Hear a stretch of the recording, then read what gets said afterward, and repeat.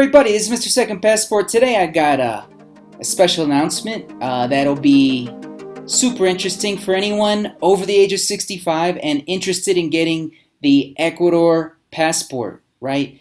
That you qualify for once you're living here as a permanent resident for 3 years. And the passport that I have gotten, hence the name Mr. Second Passport, because I am also American and now Ecuadorian, right? It wasn't that big a deal, right? The fee is $800 like I've explained in other videos. And for anyone, and how it used to be until now, they just made a change that everyone has to pass, like I did, a written test in Spanish on the history of Ecuador. It's really not that hard. I even made a study guide myself that you can check out in the link in the description. But now they just changed the law so that anyone over the age of 65 no longer has to take that test, right? Pretty cool. And you can still qualify for the citizenship, the second passport. You know, right? Once you get citizenship in Ecuador, you can turn around and get the Ecuador passport.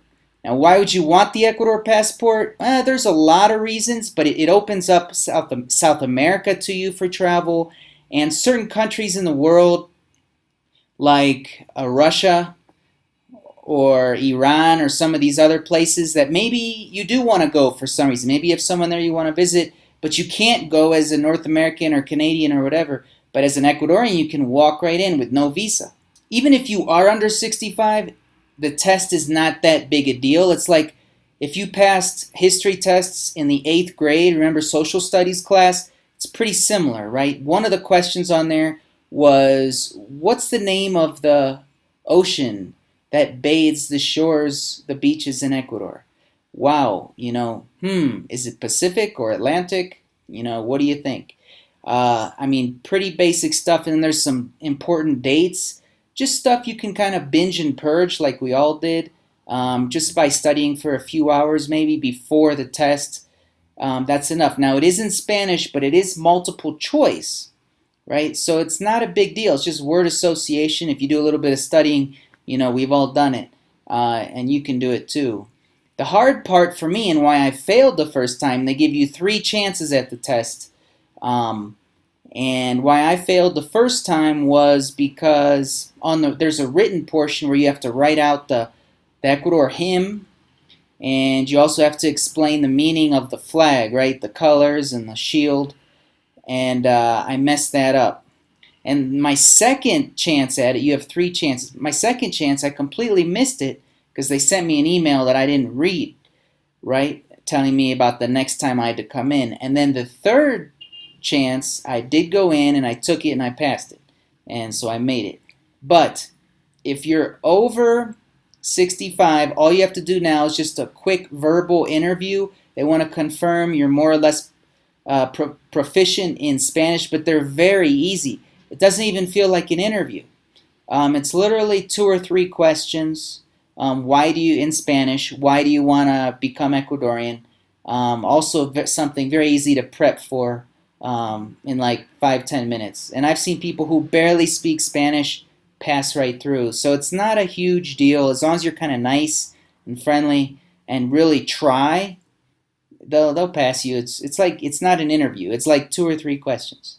That's now, of course, it depends on where you apply. I applied in Quito, and with whom, who you get that day as far as the agent there in the office. But for me, it was just 2-3 questions, bing, bang, boom, in and out. And then on to the next guy. So, that's literally all you have to do besides for applying and paying. And if you're over 65, you don't even have to pay $800. It's half that. I've heard that the fee is now $400. So to get this thing. And it's a one-time deal, and you have it for life unless you decide to renounce it. So it's a pretty neat thing. It also helps with banking, right? So you don't have to bank as a North American. I won't get into the reasons why. I think we all know that there's certain benefits to that. But you can sign up for bank accounts in other countries as an Ecuadorian. So definitely something that's interesting there. Another big benefit too. So Anyway, I'm Mr. Second Passport. Hope you like this, and if you consider wanting the Ecuadorian passport as your second passport like I got, then stay tuned to this channel and I will keep filling you in on details and developments as they appear. Take care.